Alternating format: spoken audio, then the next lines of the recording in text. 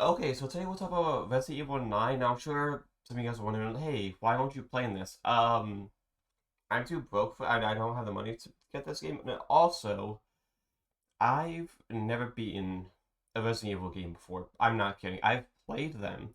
I played RE1, RE2 remake, RE3 remake, RE4, or a little bit of RE6. I've played them. I've just never beaten a Resident Evil game. It's not a joke, by the way. I don't give the series is cool. The series is great. I just never beaten a Resident Evil game. But I did hear that this game is fucking amazing. I heard this game is great. They went to like the horror route too, which is pretty cool. So to finish up, please take a look at this. Help us out. Cause I'm not don't want to dive into spoilers here real quick. Don't want to dive into spoilers. What I will say, basically, horror, yeah, so we play controls FBI agent and analyst Grace Ashcroft. Now, I believe, Grace, no, Alyssa is from, Outbreak, I think. I believe Alyssa is from Outbreak. I never played Outbreak either. Um, and then Grace is like her daughter, and then the guy, Leon. So, yeah, Leon, and you alternate to the characters, which is pretty cool, so.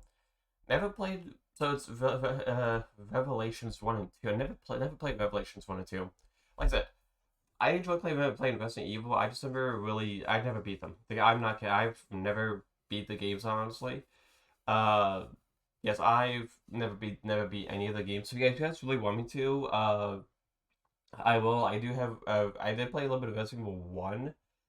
However, I did a video. I was trying to record it a long time ago, but I accidentally deleted the files when I was trying to clear space on my laptop. So yeah, I'll just have to restart the game, but that's okay. So yeah, so requires players to become more conscious ways pursued by monsters throughout some of the Miss Excellent Lady Dimitrescu, a few Resident Evil games. The voice attached to the play can crouch and sneak. So yeah, I heard with Grace, you kind of like do like essentially like, kind of like a stealthy, like essentially like kind of like a stealth game in a way. So which is pretty cool.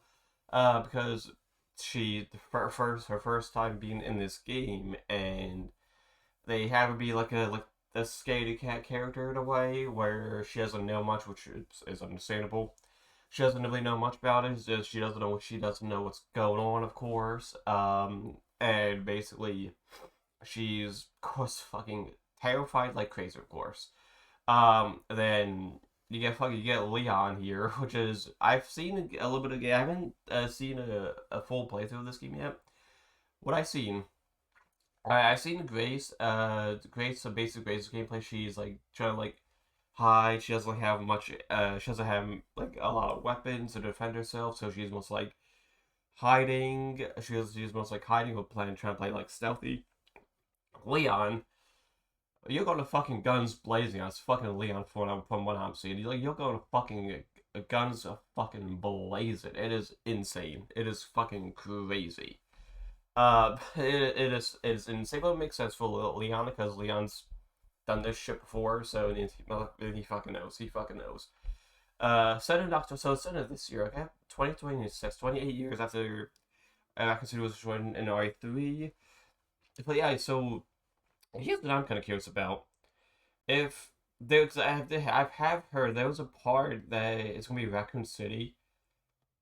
How? Because it was a nuked. It was a nuked in Resident Evil 3. So I'm really curious on how that's going to work. Plus, the FBI intelligence analyst, Grace Ashcroft, daughter of yes, Outbreak. Yep, Alyssa Ashcroft. Yeah, so yeah, she's from Outbreak. Yeah, so she's from Outbreak. Leon. Also, it's the same guy who voiced Leon in a RE2 remake and RE4 remake. That's pretty cool. Recurring series protagonist first introduced RE2. Capcom as a discovered the introverted Bookworm who feels powerless due to not being proficient in combat, like other Resident Evil protagonists such as Claire or Jill. Wait, not even proficient in combat? I don't know. Claire or Jill, they seem pretty proficient, but I guess like maybe not at first. I suppose not at first. So, let's vote by shit. Wait, Sherry's gonna be in this game? Sherry Birkin? Damn, I know she was in RE6. Um. Oh wait. So whom he rescued from Raccoon City's destruction when she was a child. Grace Autumn encounters Emily, a young blind girl being held captive. Grace Leona, posed by Victor Gideon, former Umbrella Corp scientist, seeing the will of its deceased founder, Oswald. Yep, fucking Spencer. So, for those who don't know, Spencer, he owns. I believe he owned the mansion. I believe he was introduced in RE1, but I don't know if we ever see him. We hear about him in like the files and the codex, but I don't know if we ever like see him at all. I don't. No, I'm not sure. Uh, Asia, the nature of the connection describes syndicate that physically reassemble Wesker. Uh, so yeah, I'm not. Major locations featured in the story include the condemned Redwood Hotel, Rhodes Hill Chronic Care Center, and the ruins of Raccoon City Dam. Okay, wait. Oh, and Zeno, huh? So are they trying to bring Wesker back then? That's interesting. I'm curious if they're trying to bring back a Wesker. Wait, so are they trying to bring back Wesker in this game? I'm kind of curious about that one actually. Let's read a plot. Let's read a plot. FBI analyst Grace is tasked with investigating mysterious deaths of Raccoon City survivors due to for the late onset T-virus infection. Oh, wait, Raccoon City survivors, huh? I thought they took everyone out of Raccoon City though. Like I thought they evacuated everyone of Raccoon City. So I thought they did. Her superiors assigned her to inspect the site of the latest death in the long abandoned Redwood Hotel when her mother, Alyssa, was killed 8 years prior. Upon arriving at the hotel, Grace comes across evidence that somebody had been stalking her for years. She recovers a data disk left behind by her mother prior to her death before she is attacked and abducted by ex-Umbrella scientist Victor Gideon. Meanwhile, DSO agents Leon and Sherry are also investigating the string of deaths as they too are exhibiting symptoms. Oh, well, wait, whoa, both? Holy shit, okay. Directed to investigate the Redwood Hotel and advised just in time to see Gideon kidnapping Grace. Gideon managed to escape by causing a small T-virus outbreak as a distraction. Sherry was able to track him to his clinic, the Rhodes Hill Chronic Care Center. Oh, so that's pretty cool. So she also gets to see Sherry. For those that don't know, Sherry was the little kid that was once with Claire in Resident Evil 2, and she was one that Claire kind of like helped to get out. I believe it was someone I want to cop. I forget the cop's name. I forget the cop's name, but Claire was essentially just like helping her out, helping her, get away from the cop. So, Grace regains consciousness and escapes captivity just as Leon arrives. Both discover that all the hospital staffs and patients have been infected with the T virus and turned into zombies. So I did hear that the zombies are different in this game because it's not like in like the first three Resident Evils where they were already turned, they're doing a whole typical zombie thing. Here they were, it was like just turned and they still have like that fucking carry fucking weapons now. They carry weapons. They can fucking talk, which is fucking terrible, which is pretty cool, but also terrifying. What I did enjoy, and I really do wish I hope that was in this game, is something called a Crimson Head zombie. Now, for those that don't know what that was, a Crimson Head was in Resident Evil 1 remake, and it happened when if you killed a zombie in Resident Evil 1 remake, but you didn't burn it or you didn't shoot its head off, over time it would come back. Let me see if I can pull it up for you actually. Here we go. So the Crimson Head was only in so it was only in Resident Evil 1 remake. I really do wish we could have these fuckers back. Dude, dude, the time I played Resident Evil 1, like it is a pretty scary game, I'll say that. But not like a show your parents scary, it's more like a very tense scary. These little fuckers, they make this shit fucking tense as fuck. I'm not kidding. These little fuckers make shit tense because they fucking over time when you don't kill a zombie, you just leave. You either have to shoot its head off or you have to burn a zombie. Over time, it becomes a Crimson Head, and then it's more aggressive, and it does more damage to you, dude. I cannot tell you how many times I've seen those little fuckers on the ground when I was playing Resident Evil 1 remake. I cannot do those fucking things, dude. Those things again will get your fucking heart going. Holy shit. I really do hope these little shits come back. Because it was a really cool concept. Like, you kill a zombie, it's like, oh, well, God, I killed a zombie, he's all good. Uh, no. Because that fucking Crimson Head, and, you gotta kill that fucking thing. So it was a really cool concept. I really do hope the Crimson Heads come back, but it looks like it was just a Resident Evil 1 remake, yeah.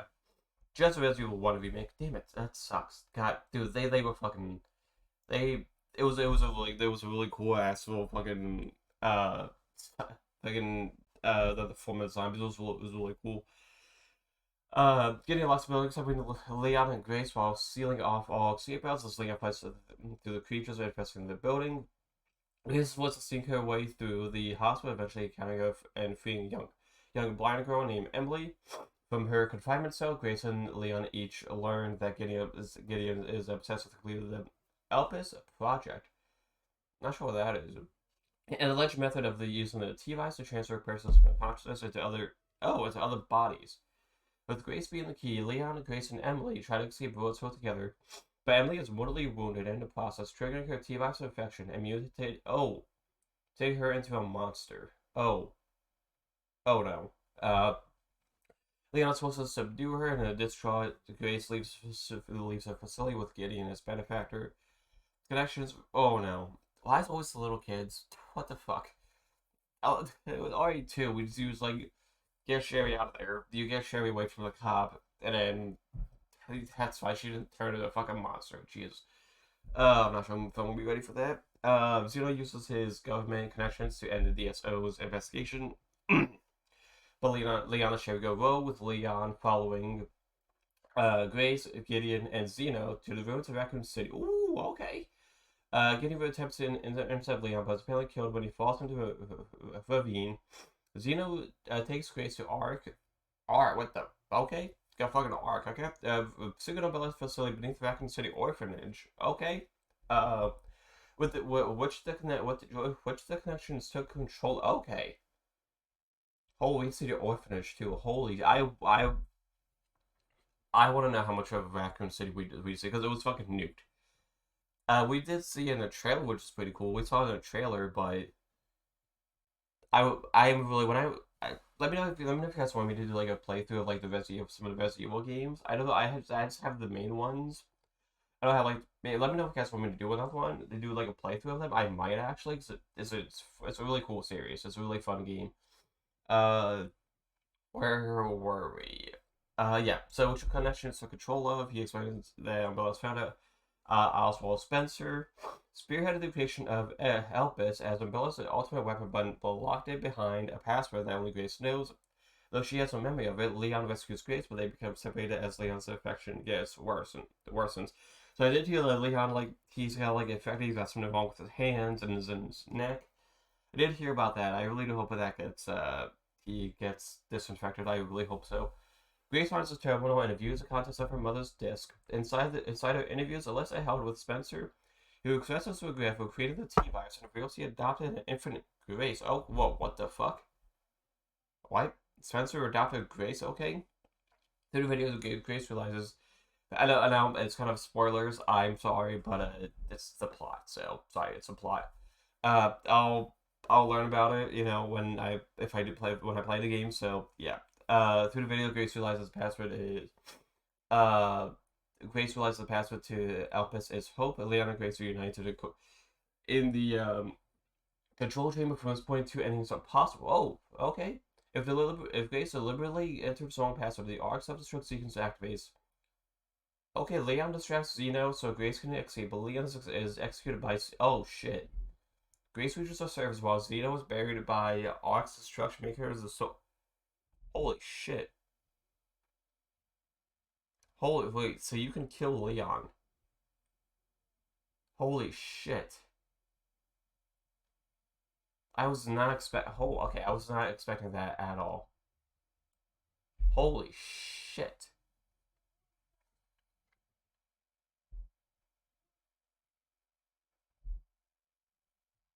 Damn, okay, holy shit. Uh Damn. Okay, so if Grace enters the correct password, she realizes Albus is not a weapon, but universal antiviral, that word, nullify all viruses, including the T virus. Unaware, Xeno injects himself with Elpis, inadvertently neutralizing his viral enhancements while Grace cures and Leon's infection. Nice. Gideon arrives and kills Xeno, intending to hoard Elpis for his own research. Gideon mutates into monster. Honestly, classic Resident Evil. You got the main enemy has to turn into a fucking monster, or there has to be some kind of monster that comes out. We've seen it like pretty much all the Resident Evil games. RE1, I'm pretty sure it was I believe it was called the Tyrant, I believe. RE2, fucking Mr. X, he fucking transformed. Birkin transformed. Resident Evil 3, Nemesis transformed. RE4, I think it was Sadler, he transformed. That's the thing. You gotta have, if the bad guy isn't forming into a monster at the end of the game, are they really the bad guy of a Resident Evil game? I don't think so. No. I'm sorry, they're not the bad guy of a Resident Evil game if they're not turning into a monster. Let's be honest.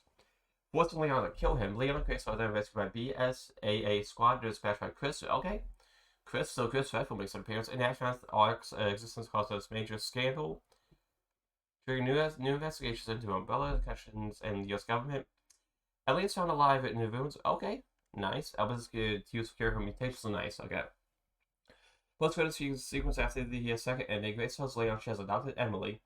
As we gain the eyesight, learns Sherry has been cured, okay? In the wreckage of Ark, two unknown soldiers come in. They've neutralized the remaining BSAA forces and will retrieve their objective. So that's something for Resident Evil 10. Oh shit, okay. I know kind of went to spoiler, but I'll learn more about it when I play the game. Uh, well, that's interesting. Okay. Wow. So, that's based on the plot of Resident Evil 9.